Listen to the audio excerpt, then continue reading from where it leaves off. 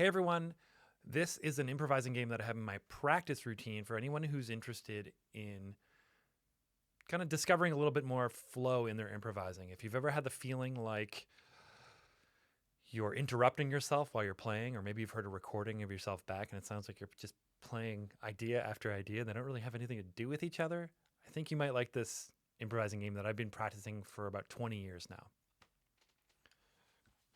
So,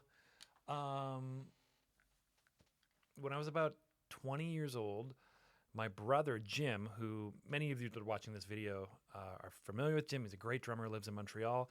We were practicing duo quite a bit. And one day we were kind of fell upon this exercise, and it has to do with analyzing the structure of each phrase of a song and then building an improvisation based on that narrative blueprint. And so today we're going to use the song You Are My Sunshine. I think it's one that we're all familiar with. I think it's a beautiful song, and I think it's short enough and it clearly kind of outlines what I'm talking about here. So I'm going to go through the song phrase by phrase and show you what I mean.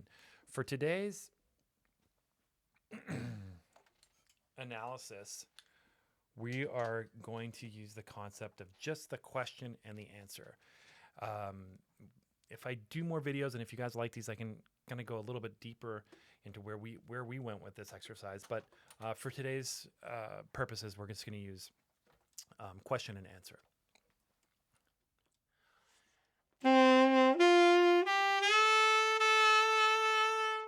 That's a question.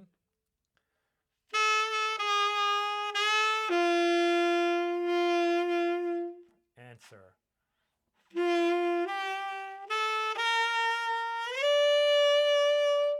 Question.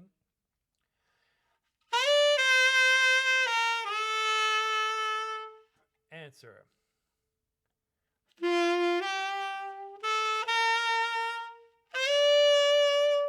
Question.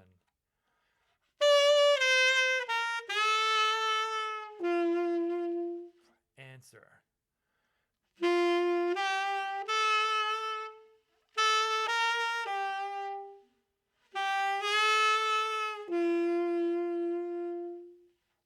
I'm going to say that whole fourth phrase, so the last phrase of the melody, is one big answer. I don't really hear a question in there.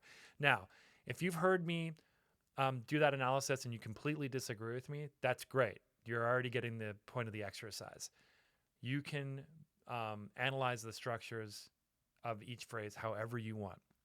Now, what I'm going to do is play an improvisation, so an improvised melody using the same question answer structure for the melody that I'm going to make up. I'm going to add a little bit of an extra challenge in that if you think through the melody, the second and the third phrase are closely related. I'm just going to play those for you again and refresh your memory.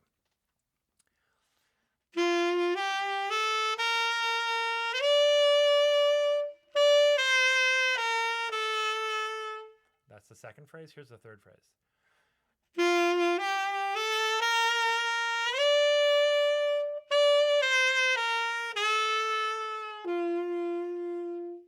So when I improvise, I'm going to try to keep that in the back of my head to see if I can play a third phrase that is somehow tied a little closer to the second phrase. So I'm going to improvise now, and each phrase that I'm going to play, remember this. Question, answer for the first phrase, question, answer for the second phrase, question, answer for the third phrase, and finally the fourth phrase is going to be one long answer.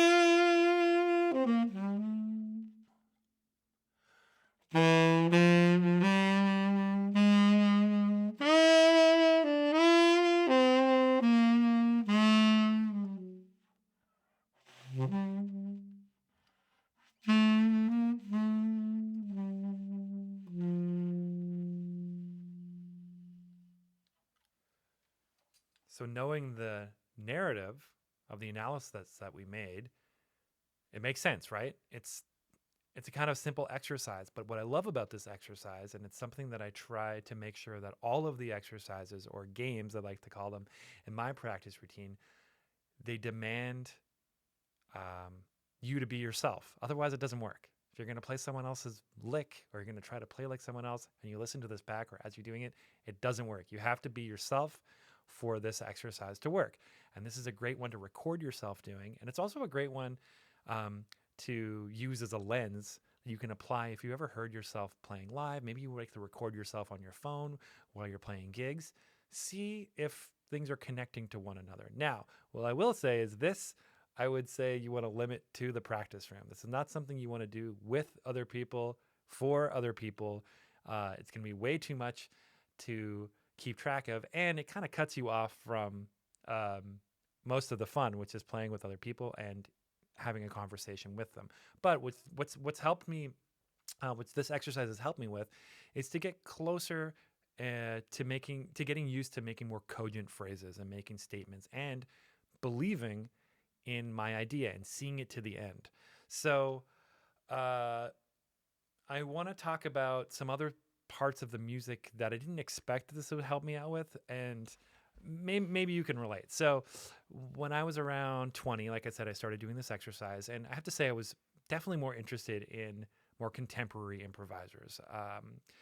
As it pertains to the saxophone, I would say John Coltrane, Wayne Shorter, Joe Henderson, Michael Brecker, Joe Lovano, Branford Marsalis, and many others. But just for the sake of this, that's basically what I was listening to if I had to kind of round up my handful of top saxophone players. Now, while I love the music of Louis Armstrong, I can't say I was as drawn to it as some of the players that I just mentioned. When I started doing this exercise, and then I rediscovered the music of Louis Armstrong, and specifically his improvisations, it really blew me away, because when you hear the connection with flow that he has with improvising melodies, it's really like it's like no one else. Like it's overwhelming, his talent and his mastery.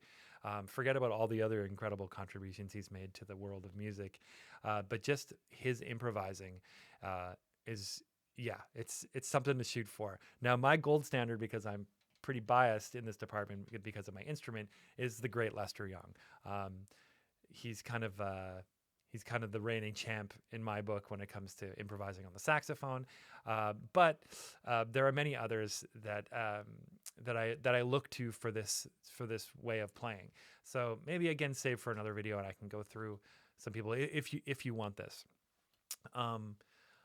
I think one more other thing that I just want to point out why this improvising game has been important to me. It's because, as I mentioned before, sometimes when you're trying to get better at something, you don't know where to start.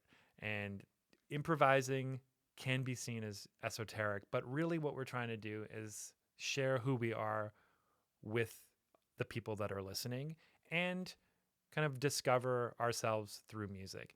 This is just one quick way that I found almost acts like this great mirror to myself. I'll listen back to it and I say, like, yeah, that did work. Yes, I can hear what I'm thinking, and that's an interesting place where I want to go with my improvising, and just kind of listening to what the sound that you're approaching this exercise with. It's just like created this beautiful space in my practice routine that I keep going back to now for 20 years. So hopefully you'll find it as rewarding as I have. If you have any questions, please leave them on the public forum, like in the comments. If you're too shy to do that, and please don't be shy, because I think it helps everyone understand the exercise a lot better if you comment in public. But if you really don't want to be seen that way, send me a message directly, and I'm really delighted to engage with people, especially when it comes to knowing that this is reaching people and it's helping them be more creative. Okay, so I hope this helps you. I hope you have fun with it, and please let me know. All right, happy practicing.